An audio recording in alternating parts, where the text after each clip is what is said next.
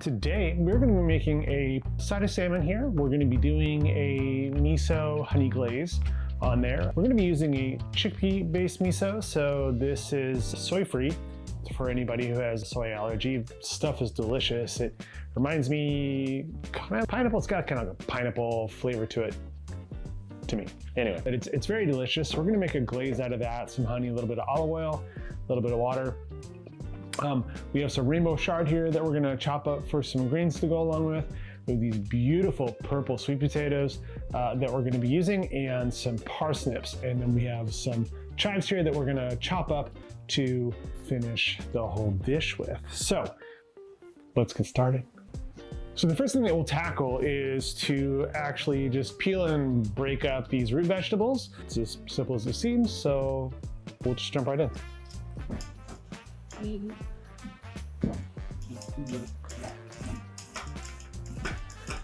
Look at that beautiful color. These things are amazing. So we're just gonna go ahead and take these once we get them all, and we're just gonna cut them into cubes. Okay, I've got the purple sweet potatoes all peeled up now, so I'm gonna go ahead and just move on to the parsnips.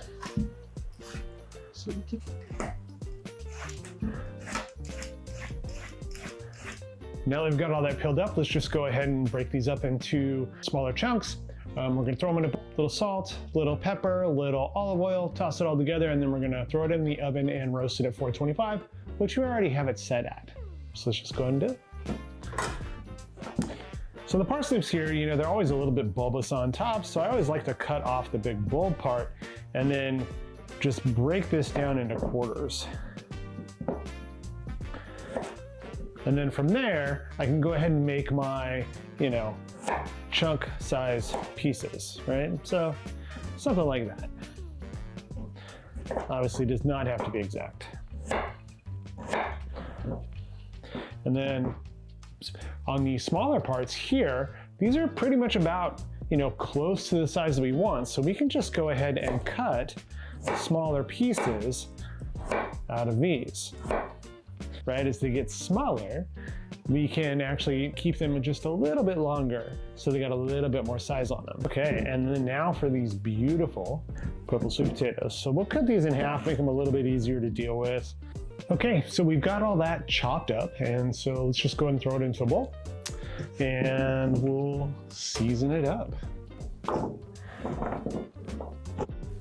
So I'll start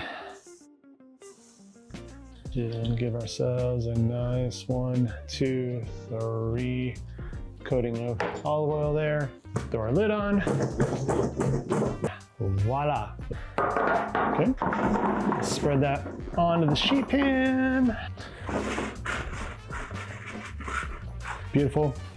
And let's just go ahead and throw it in the oven. We're at 425 for about 30 minutes. While we're waiting for the root vegetables to cook up, let's go ahead and make the miso glaze for the salmon. So, like I said, we've got the chickpea miso here that we're going to be using, some olive oil, a little bit of honey, pepper, and 1 clove of garlic. We're going to go ahead and take about a tablespoon and a half of chickpea miso, and a tablespoon and a half of honey.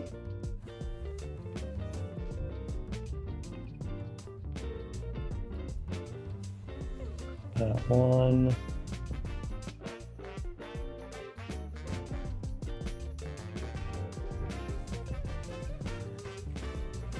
And a half.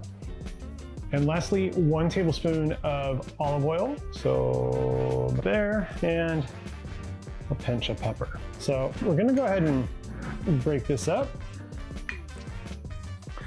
Mixing all this goodness together. We got ourselves a nice little paste here. So now we just want to thin this out so we can spread it over the top of the salmon. There we go, something nice and spreadable there. Got our salmon here. We'll just go ahead and spoon over the top.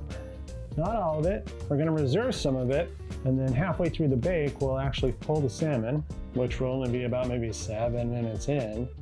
And we'll actually recoat it again so we can add another layer of this miso paste on there. We'll set this to the side for now while we're waiting for the root vegetables to finish up, and then we'll drop the temperature down and then throw the salmon in. It only takes about 15, maybe 20 minutes tops to cook this big of a side. So the last thing we can prep up while we're waiting for everything to just kind of cycle through our process here is to prep the chard.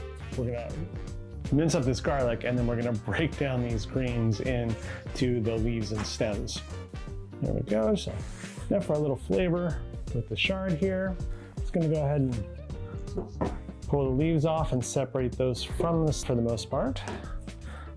Perfect. So we're gonna take these guys and we're gonna cut these into nice big white pieces because they're gonna wilt down pretty well. So we wanna give them a little bit of size to start with. But these guys, you wanna go ahead and break down into maybe something about like 1/4 of an inch or so. All right, I'm going to just roll these over to the side, and we'll reserve these for the very, very end after everything was done so we can cook these last so they're as fresh as possible for the dish. We have the purple sweet potatoes and the parsnips pulled out, lightly toasty on the sides here. Smells super delicious. Mingling aromas between the sweet potatoes and the parsnips is quite intoxicating. So now these are out. We drop the oven down to 350 so we can just throw the salmon in. So here's that salmon with the glaze. So we're just gonna toss it in the oven, set a timer for about 10 minutes. Come back in, we'll slather on the rest of that miso glaze that we have on there, and we'll see what we get. All right, so our 10-minute timer went off, and so we're gonna go ahead and pull the salmon real quick. Take a quick peek. Go ahead and drizzle on some more of this stuff real quick. That is good enough.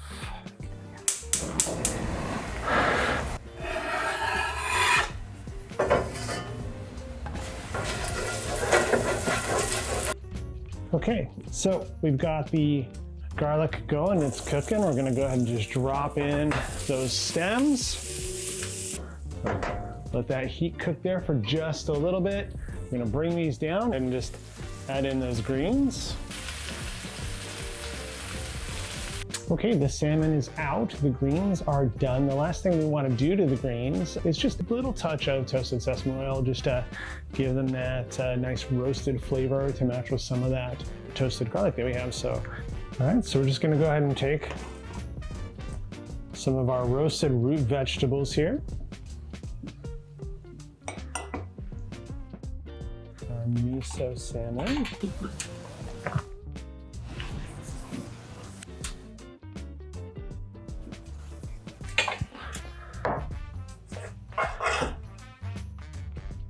Nestling in little beans on top. Our last little piece here is we're just going to mince up some of these chives.